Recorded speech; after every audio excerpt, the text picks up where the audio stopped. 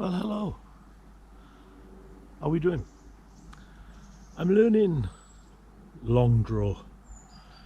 It's something I've wanted to learn for a long time. I think I've tried it over the years, here and there, but not really paid too much attention to it. Ask Dan from Leighton Strods and Catties how that went when he handed me a Slingshot with long bands on it. Anyway, I thought I would do a video because I wanted to see how far back I'm pulling. I know my arm knows then where it is. I stop at a certain point, but I don't know what that looks like. Am I semi-butterfly? I think so. And I'm touching the band on my cheek. And I've had about 20 shots this morning. And I'm getting to the point where I think, yeah, I could probably do this. I'm definitely nothing like as accurate as I am with short draw. This is the Medusa from Amiga Slings and Leighton Strats and I keep doing it. Leighton Strods and Catties. Why can't I say it? This is it. This is Amiga 0.5. I don't know how long I've cut it. I can't remember how long I've cut it. It's a very soft sniper sling pouch and I'm shooting 10mm. It's 0.5. I've got it cut 2315, which is a cut I used to use for 9.5mm steel, and it did me well in 2018, shall we say. Back when I was keen to win. Now I don't care about winning, I just like shooting, you know. So I'm going to do a shot here and just see. I want to see for myself where I pull back to. So I'm there. And this is a 90mm outer. Now, I just aimed at a fallen log there. And I'm not kidding when I say it went where I aimed. I haven't got a crisp corner, which is what I like. I'm just aiming right on the vertical with the band sets. So yeah, this is the aim of today's video. It's just to see where I am with it, and kind of like a journey. Everyone likes to go on a journey, don't they? Yeah, so this is it. I'm gonna have a few more shots, and I'm in the place I often am, on the slope, because it's ideal for putting the camera up. But it's around 10:30 in the morning, so the sun's in a different place, which is probably a good thing for me, because I'm normally here in the evening, really. Right, keep watching, and now we'll see what happens. Yeah, what I've decided to do is my usual lark. I'm going to put two bearings up, just due to the fact that I might be able to see them easier, because the light isn't here, it's up here somewhere. It's not coming, the sun's not coming round yet, so I might not be able to see them at all, which happens sometimes, and I try anyway. Sometimes I succeed, sometimes I don't. We're only playing, nothing matters. There's a couple of 10s there. I am about 10 inches, 9-10 inches from the camera there. I don't know what it looks like on the screen because I haven't looked. Yeah, you can kind of only see one bearing, but that's okay.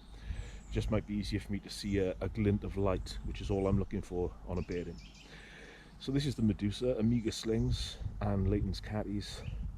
I think Leighton's cast these. I'm not sure who cast them. I'm not sure if it's Amiga in the US or if it's Leighton's here in the UK. I should find out really, but I'm an ignorant bugger, as you probably know. So I'm going to try a shot on that. Long draw, I'm using 10mm, 0.5. It's cut 2315, and I'm no long draw expert. But it looks good, doesn't it? And I tell you what, it really pushes your speed. And when I talk about speed, I often say speed doesn't matter, consistency matters. That's all that matters. People are obsessed with speed, but speed without control is as pointless as a hole in a condom. Okay, there's no purpose to it. The aim of the game should first and foremost be target acquisition. You are hitting the target. If you've got lots of power and you're inconsistent on the target, what's the point? It's like sticking a learner driver in a Ferrari. They're not going to get anywhere. They'd have gone fast around a track in a Citroen bloody Saxo. So for me, this easy draw with the long pull, I'm hoping I could get to a point consistency wise where it's easy on my shoulder, easy on my elbow, because I'm an old man now, you probably know that. I'm looking for an easy draw and the punching speed as the offset. So if I use 0.5 on a short draw, I can't throw a 10mm steel like that. So I'm looking for easy draw but still pushing the big ammo accurately. So that's what, oh, the sun's just glinting off these now. It's just coming through here. Did you see it change? It's probably coming through the fork of this tree. Right, I'm going to step back. I'm not going to go 10. I'm going to go 20 because 10 doesn't matter to me. I mean, I can't do anything at 10 meters. I can't go hunting. If I can only shoot at 10 meters, it's pointless. And the only aim of the game, in reality, for me, is hunting. That's the only reason I own these things. Yes, I like having a bugger about with target stuff, but the aim of the game is hunting. So now I've blathered on forever, probably run out of memory. I'm going to step back. It's 18 or 20 meters. I've never measured it, but it's about that.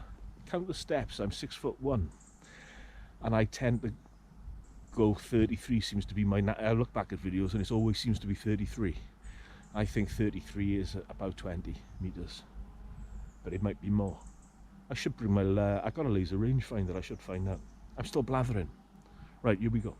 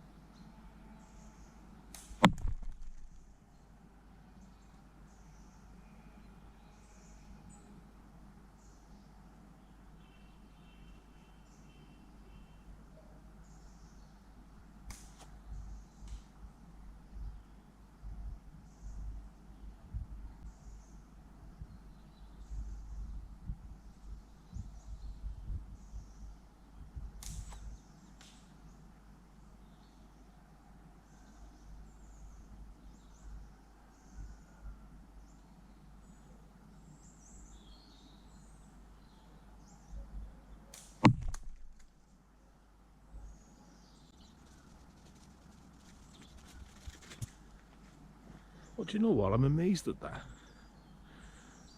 My consistency is very high, as you can see. I'm consistently missing. But I tell you what, I mean, I came in through here. The first shot was just to the right, just about here, but on the right path, you know. And I've been, one of them went to Mars. I mean, it was this much over. I don't miss by that much using short draw. I mean, I'm in and around a small area, a small grouping missing, which is fine when you're shooting things like I shoot. I think it's fine anyway. I don't know about you.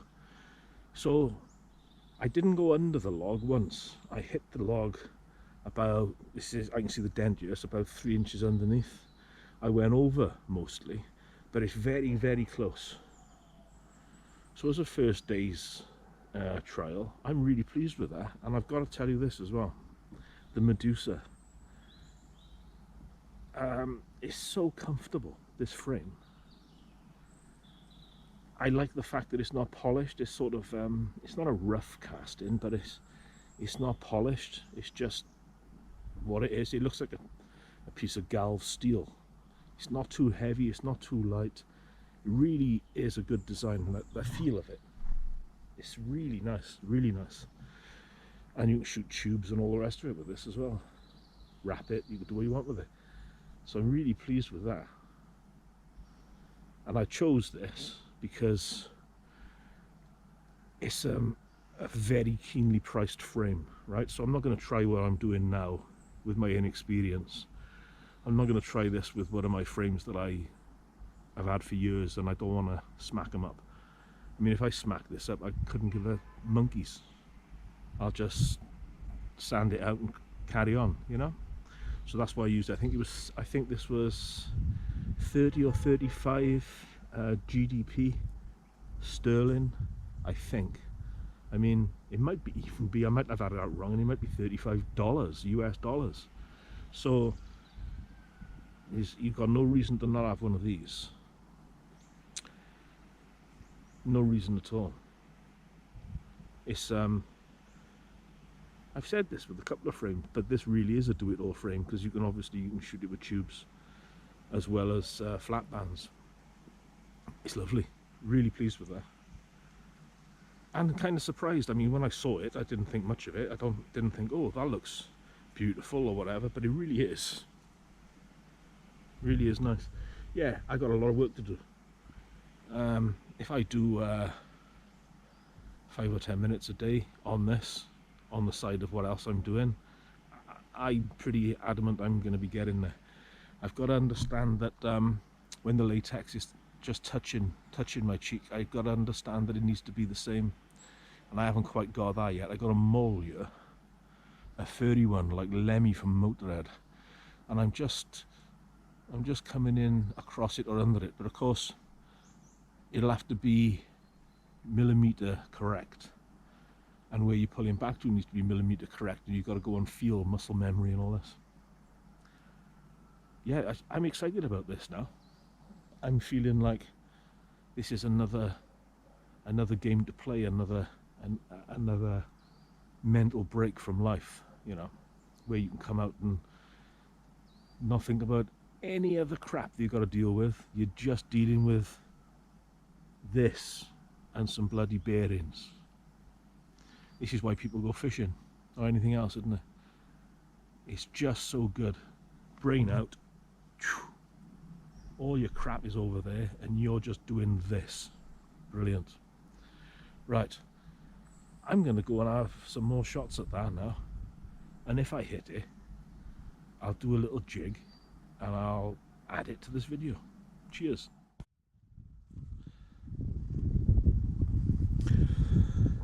Right, I'm back at it.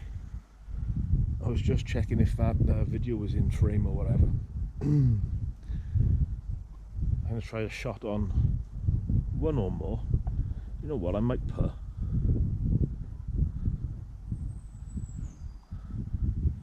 another bear in there. Now there's 3.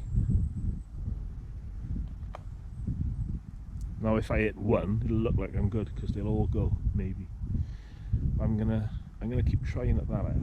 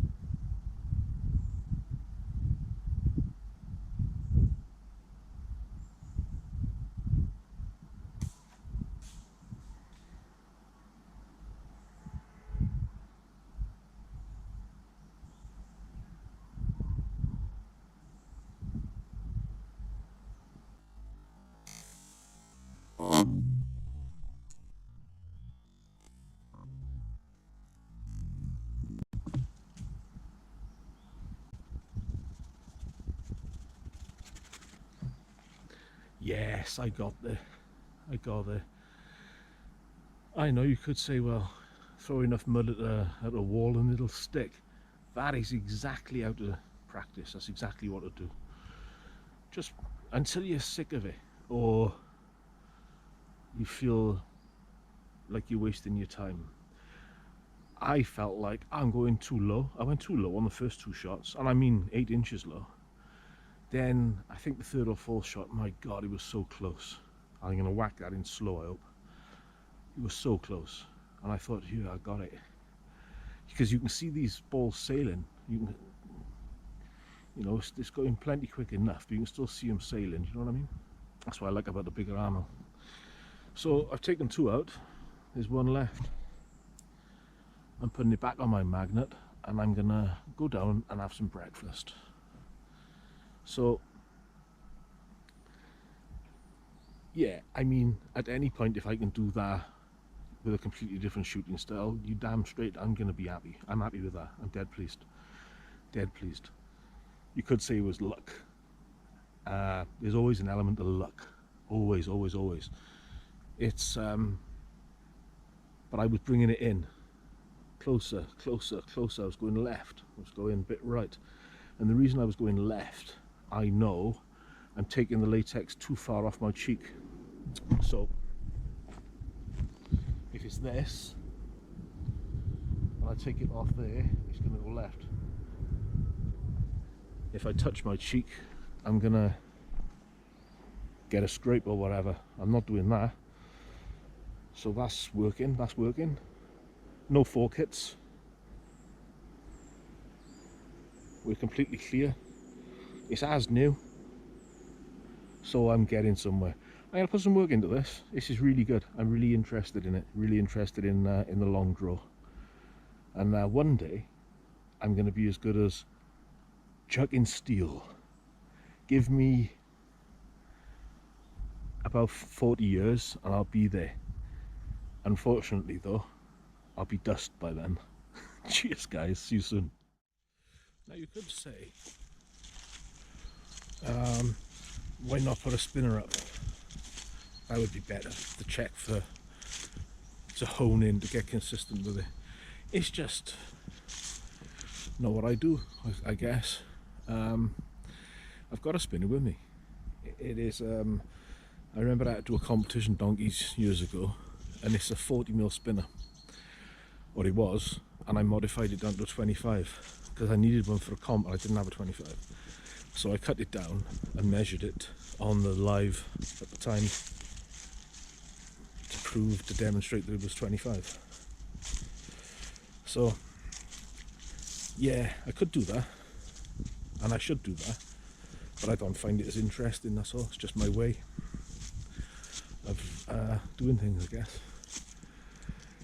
But if I put a spinner up, something like an 80mm, I don't actually know.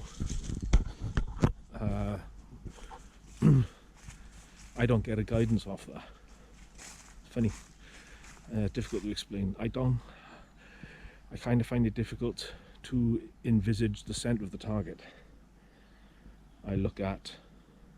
Suddenly I look at 80mm as the target, and that's a problem I suffer from on the hunting courses as well. If I could knock that out of my brain and look at the centre of the target better, mind games, I would do better on hunting courses. But I'm alright. I sometimes come away with a trophy on a hunting course. That's okay. That'll do. Yeah, maybe I will. I'll try a spinner. I haven't got an 80. I don't think I've got a 60 anymore. Not sure. I'll try it next time, and then I can really go think to myself, yeah, if I got an 80 at 20 meters and I was hitting that 8 out of 10, I'd really be honing it in, wouldn't I? Yeah, okay. I've talked myself into it. Right, I'll try it next. I'll get an 80mm on order, and I'll set it up, and I'll see next time now I do part 2 of this series, because this is going to be a series for me now, discussing the long draw efforts. I'll get an 80, I'll set it up somewhere, somehow. I might bring a frame up, tie it to that, and then I can kind of get to the point where I'm sort of 8 out of 10 on it at 20 meters, and hone in from there maybe. Yeah, why not? Right, I'll do that. Cheers, guys. Thanks for watching. If you've got this far, you've done very well. This is I'm not going to edit it down much. I'm gonna leave it pretty raw. Hopefully it's half interesting. If you're interested in watching me shoot or listening to my opinions, there's a buzzard landing in the tree just in front of me, about 30 meters away. A UK buzzard, which as we all know is a hawk. But, well, here's one for you. A buzzard is a buzzard, and in this country a buzzard is a hawk. It's a type of hawk, quite a large hawk, mainly carrion eaters. I'd say a little bit smaller than if you're in North America, a little bit smaller maybe than your red-tailed hawk, but very, very similar in appearance and stature. Might be heavier bodied. I used to have a female 20 years ago. She was born in captivity, and she was a big girl. She was a big buzzard.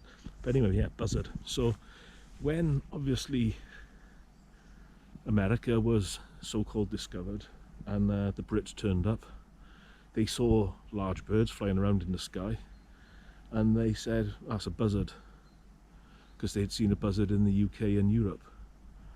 And that's why your buzzards are called buzzards, and they're a completely different bird.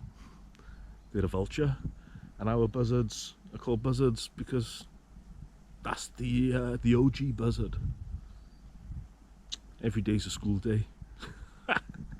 I'll speak to you soon.